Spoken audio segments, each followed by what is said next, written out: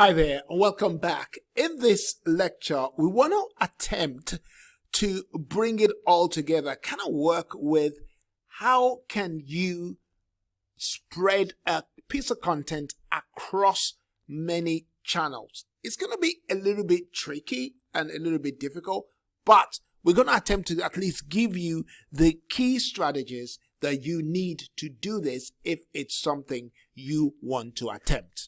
Now, let's get straight into it.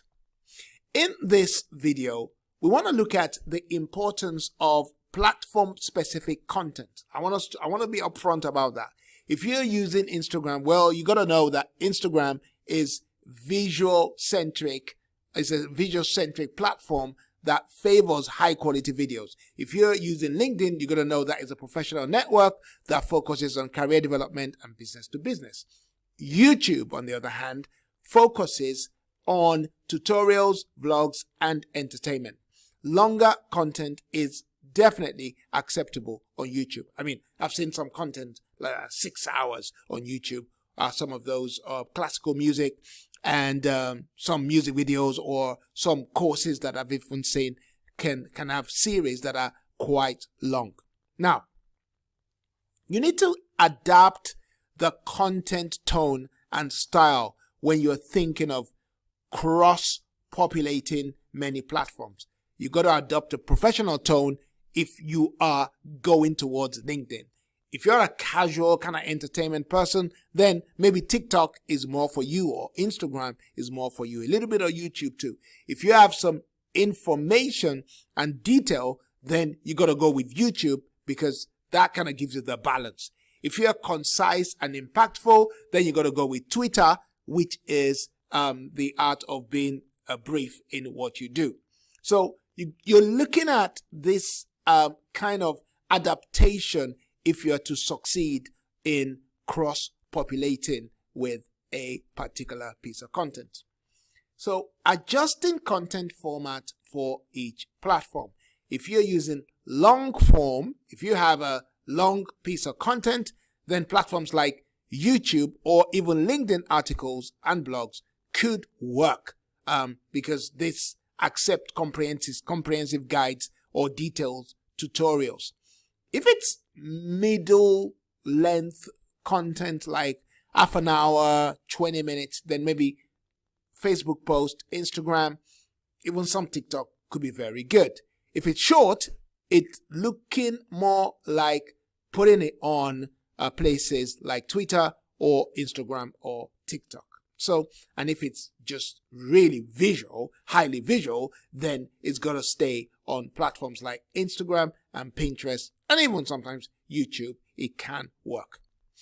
Now, let's leverage platform-specific features like interactive polls. That works well on Instagram and Twitter. Live stream, that works well on Facebook and YouTube. I think more YouTube live stream works well. If you're doing any kind of hashtag campaigns, create and promote platform-specific hashtags on Instagram and Twitter to increase discoverability. That's always going to be good. If you're running carousel posts, then Facebook is a good place, and even Instagram and LinkedIn too. So you're looking at some platform-specific features that you can use when you are thinking about cross-platform content. Now, there are some tools that one can leverage to help you achieve this. So take a look at this on the left. You have Hootsuite, Buffer, Sprout Social, and Later. Hootsuite is one I've used, and Buffer I've looked at. So you might want to try any of those yourself and then decide on what you would like to use. And it tells us on the other side now, the best for large businesses, small businesses, mid-sized businesses, or visual-centric brands as well. So those are some of the tools that you can use to help you with cross-platform management. Now, what I want to talk about next is what you do once you've had your content up there. Well, you need to analyze and measure your cross-platform impact in terms of engagement and metrics. How many likes are you getting? How many comments are coming in.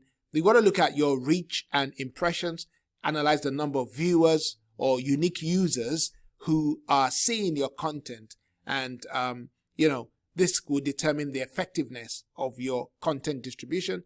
You might look at even things like conversion rate, measure how well your content drives desired actions such as website visits.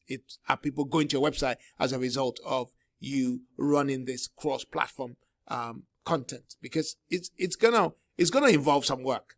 That's just the truth. It's not going to be that easy. Even if you use content creation tools like ChatGPT to help you, you still need to kind of tweak it and do the work to make it really platform relevant. Again, track your audience growth, monitor followers, growth rate, and metrics like that to analyze demographic data to ensure that you're reaching your target audience.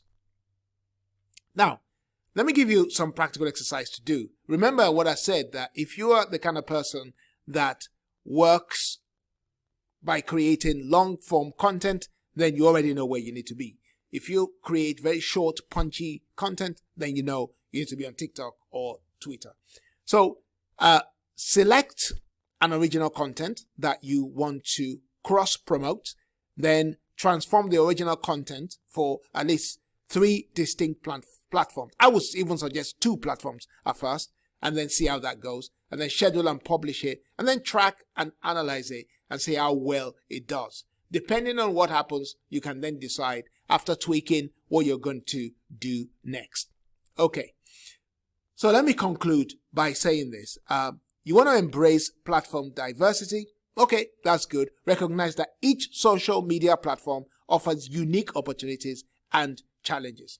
You need to continuously learn and stay informed about that platform and its updates and emerging trends. Then you want to use analytics tools to inform your content decision, i.e. regularly review performance metrics across those platforms and refine your approach and allocated resources much more effectively. And then finally, you need to be more audience-centric.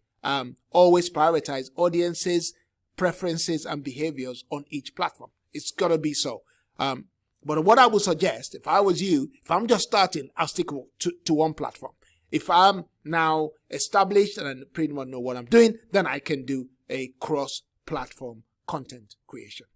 Okay, I hope you got some value out of this at least, and I look forward to seeing you soon. Thank you.